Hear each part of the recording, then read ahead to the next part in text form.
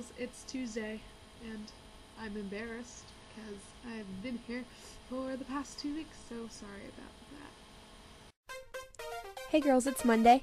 Hey girls, it's Tuesday. Hello girls, it's Thursday. Hey girls, it's Friday. This is a vlog.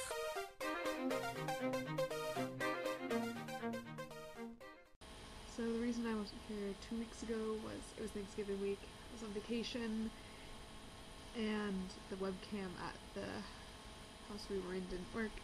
And the reason I wasn't here last week was because Windows XP is the worst thing ever. But I'm here now, and that's a good thing.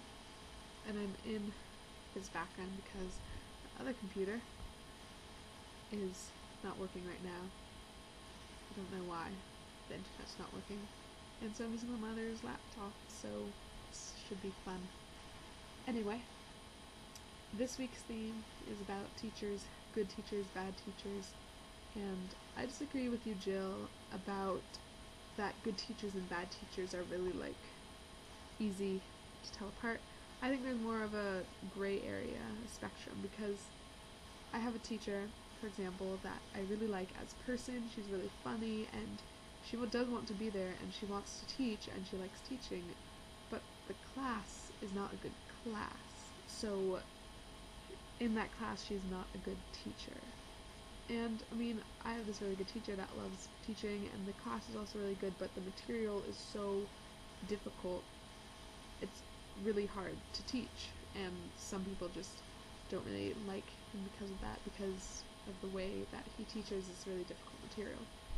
You can definitely tell what teachers that are good for you, because you look forward to going to their class, you want to talk to them outside of class, and you really should, because teachers, they're really great people to get to know really well, because they can write you college recommendation letters, and they're just fun people. So if you like a teacher and you want to get to know them, do it. That's a really great thing. And I know it's a nerdy thing to do, but you know, we're all nerds here, so make friends with your teachers. They're pretty chill people. I like them. It's kind of sad. I go to a really big public school, and there's really only one teacher whose class I look forward to going to. And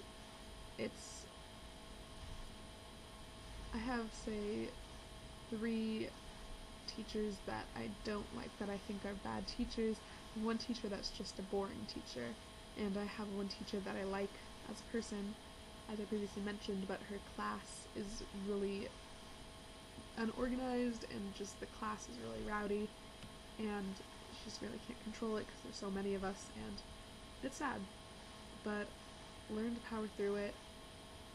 Ignore the teachers you just really can't stand, like my math teacher. I try to listen to him as little as possible in class, but if you have a bad teacher, the worst thing you can do is sabotage your own grade, because that's helping no one. And, like, you might, I don't know, maybe you think that getting a bad grade will show people that they're a bad teacher, but really, you need to help yourself as much as you can in those classes. So, you know, talk to your friends, get a study group together, and try to tough it out. It's one of those things that high school, you just gotta grin it and bear it, and eventually you won't be in their class anymore. In other news, Jerry, I really like your haircut. I like that you cut your own hair. I don't like paying for haircuts. I don't get my hair cut often enough. It's really long.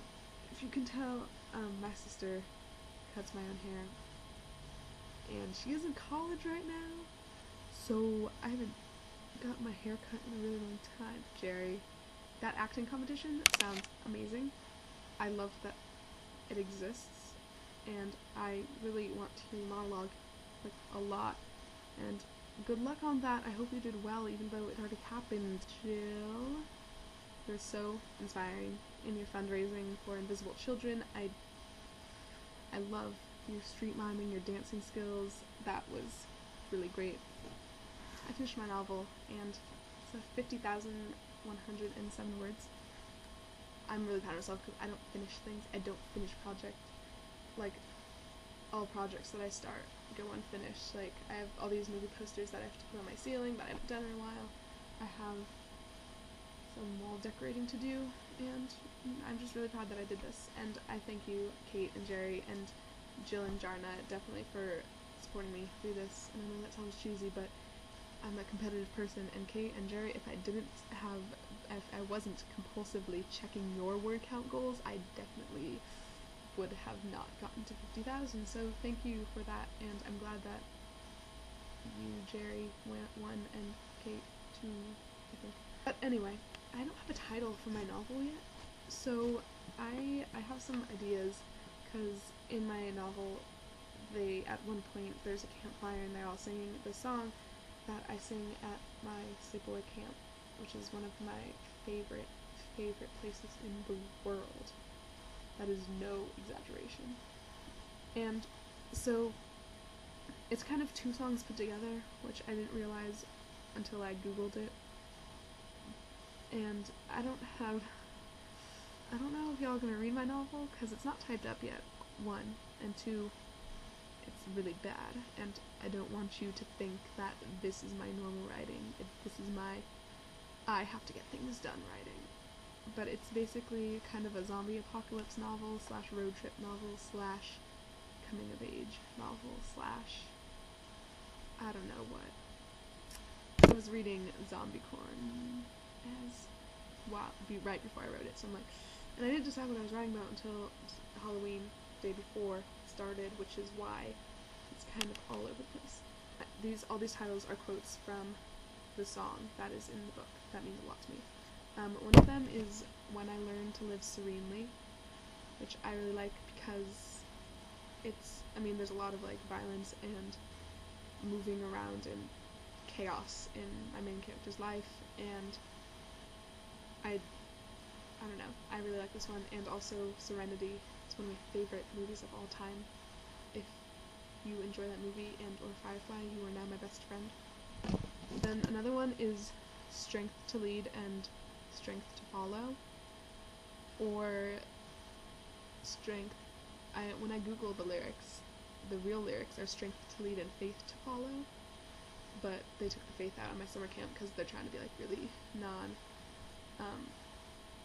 religion-y, non-denominational. So either Strength to Lead and Strength to Follow, or Strength to Lead and You to Follow, since a lot of my story is about the main character, who is kind of the second in command to her best friend, and a lot of it is her learning to be her own person, kind of.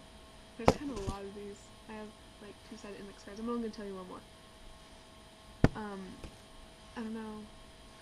Okay, this one is Others Fail and Comforts Flee, or When Others Fail and Comforts Flee, something like that.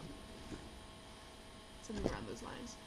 But because everyone else in this world is failing at living, and all the comforts that you have fled. Those are my ideas, so if you have any strong connections to one of them, I don't know, or if you just like one, let me know, because I feel like I should title this novel. And I like all these equally pretty much, so please let me know, and I might have y'all read my novel. I need to end this video soon. I'm sorry that this has gone on so long, but I did not get into the play I was auditioning for, Vagina Monologues, which I'm sad about, but also there were 50 girls trying out for this, and there were 23 that were called back, 23 or 25, so there's about half of them were called back. I was one of them, and 13 got into the show, and that's just, going to a giant school like mine, it's really difficult, and you just have to not be disheartened about it, and I'm trying to keep my chin up, and I'm currently auditioning for another show.